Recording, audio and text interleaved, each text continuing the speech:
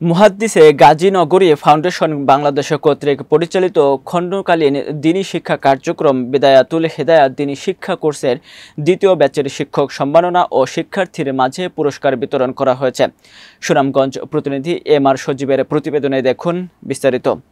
মঙ্গলবার দুপুরে সুনামগঞ্জ রিপোর্টার্স ইউনিটির কার্যালয়ে বেলায়াতুল হেদায়াত দ্বীনি শিক্ষা কোর্সের সমন্বয়ক মুফতি তাফাজ্জুল হকের সঞ্চালনায় অনুষ্ঠানে অতিথি হিসেবে উপস্থিত ছিলেন অত্র ফাউন্ডেশনের উপদেষ্টা হাফেজ মাওলানা নূর হোসেন, মুফতি মুবাশশির আলী বার্মা উত্তরী, মাওলানা আব্দুর রহমান কফিল।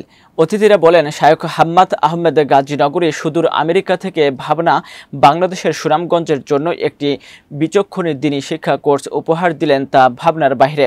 আমরা যদি হাম্মাদ সাহেবের কথা বলি, তিনি বাংলাদেশের কয়েকজন আলিমের মধ্যে ইলমের আমলের হাদিস বিশারদের মধ্যে একজন। তিনার বড় বড় কয়েকটি বই বের হয়েছে, আরও কয়েকটি বই মার্কেটে আসার পথে। আল্লাহ যেন শায়খের হায়াতের মধ্যে তজল্লি দান করেন।